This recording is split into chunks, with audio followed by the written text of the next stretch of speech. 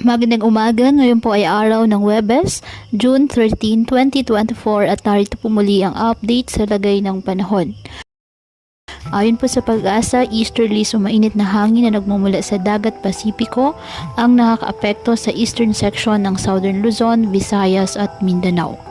Wala naman pong bagyo o low pressure area na minomonitor sa loob ng ating Philippine Area of Responsibility na maaaring makaapekto sa ating bansa. Ngayong araw, apektado ng easterlies ang Davao Region kaya asahan ng ulap na halangitan na may kalat-kalat na pag-ulan at thunderstorms. Ang Bicol Region, Eastern Visayas at Caraga, bahagyang maulap hanggang sa maulap na halangitan with isolated rain showers or thunderstorms dahil pa rin po sa easterlies. Apektado naman ng mga localized thunderstorms ang Metro Manila at nalalabing bahagi ng ating bansa.